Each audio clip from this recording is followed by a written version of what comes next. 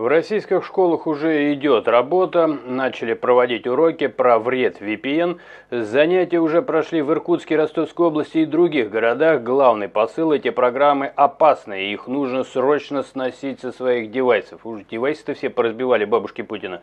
Уж я не знаю, что там за девайсы. Наверное, с мягких планшетов Чубайса их надо сносить. Надо сначала их там найти, надо сначала сам планшет как-то включить, а там вроде совсем были проблемы.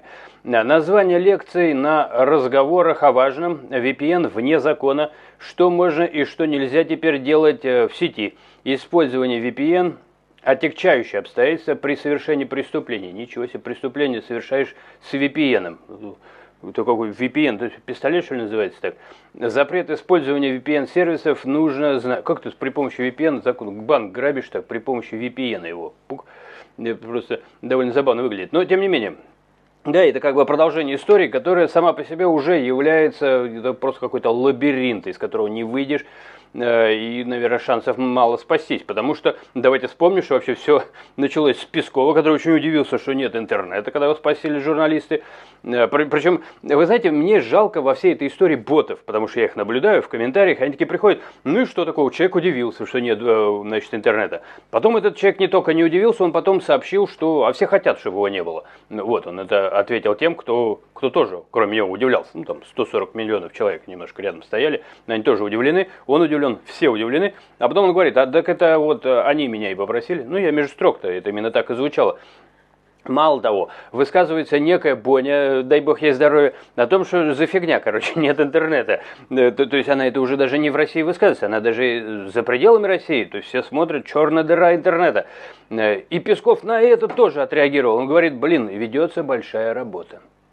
Ведется большая работа, и Боня, она потому что расплакалась, у нее просто все везде потекло, и она такая: вот работа ведется, и на нее это произвело впечатление, но, наверное, она пока не поняла еще, какая именно ведется работа, хотя 140 миллионов человек, по-моему, поняли, потому что как-то не очень они всерьез восприняли, как радость они не восприняли ответ Пескова, потому что, ну, как-то, наверное, пришли к выводу, что работа ведется по уничтожению и VPN, и интернета, и вообще из скота сибирского, то есть как бы результата-то нет. Песков ответил, что работа ведется, много людей работает. Как, ну, просто хочется дополнительный вопрос, как уточняющий.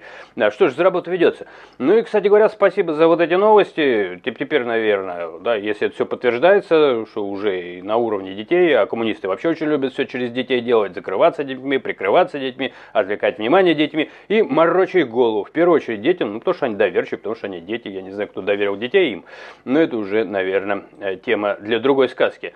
Ну, то есть, на мой взгляд, история закончилась. Ну, то есть она как бы, ну как закончилась, то есть она, то, что она из себя и представляет, совершенно понятно, все понимают. Мне интересно, будет ли продолжение со стороны Бони. Я понял, что все это уже в такое шоу превратили, какой-то Соловьев ей что-то ответил, она ему рисунки рисует. Милая моя, у тебя слезы просохли, мне хочется к ней обратиться, у тебя слезы просохли, вот посмотри, теперь это уже и детям в бошку вбивают. Вот то, что... Я просто, а что она восприняла, когда, я просто пытаюсь понять, вот когда ей Песков ответил, она что подумала, что она прослезилась-то?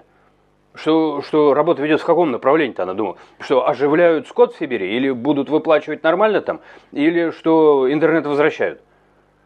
Тогда верните кто-нибудь Бони мозг, если она действительно заплакала из-за этого. Или из-за чего она заплакала. Может, она в принципе, может, она лук резала перед этим.